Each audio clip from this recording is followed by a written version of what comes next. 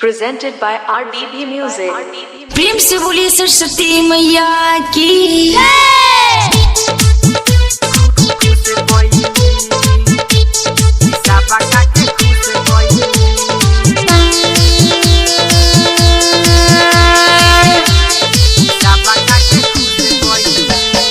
बीड़ावा बीड़ावा बजावत माई ओइली किस्सा बका के खुश पइली किस्सा बका के खुश पइली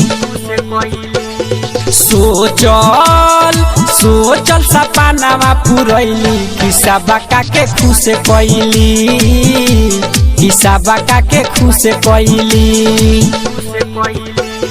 बीड़ावा बीड़ावा बजावत माई ओइली किस्सा बका के खुश पइली किस्सा बका के खुश पइली DJ Birinder Sharma. DJ Birinder Sharma. DJ Birinder Karahara Pachiyari Tone. Karahara Pachiyari Tone. Karahara Pachiyari Tone. Dhamaka Recording Studio. Karahara.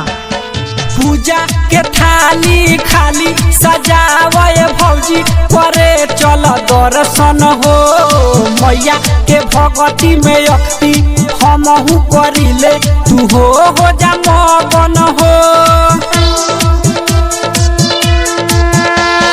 पूजा के थाली खाली सजावे भौजी करे चल दर्शन हो मैया के भगती में अक्ति हमहु करिले तू हो जा मगन हो माई मंडक से बैठी मुसकैली किस्सा बका के खुश कैली किस्सा बका के खुश कैली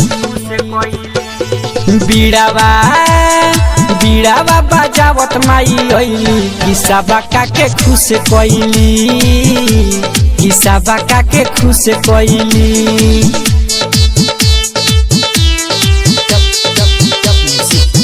DJ Birinder Sharma. DJ Birinder Sharma. DJ Birinder Sharma. Karahara Pachiyari Tone. Karahara Pachiyari Tone. Karahara Presented by RBB Music.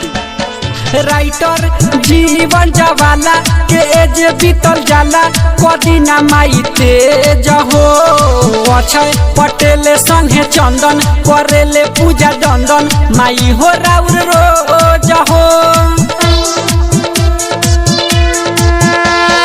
Writer Jeevan Jwala के एज बीतल जाला कदिना माई तेज हो अक्षय पटेल संगे चंदन करेले पूजा दंदन माई हो राउर रोज हो मालिन पढ़ौल फूल लेके अइली किस्सा बका के खुश कैली किस्सा बका के खुश कैली बीड़ावा बीड़ावा बजावत माई ओइली किस्सा बका के खुश कैली किस्सा बका के खुश कैली सोचल सोचल सपनावा पुरैली किस्सा बका के खुश कैली किस्सा बका के खुश कैली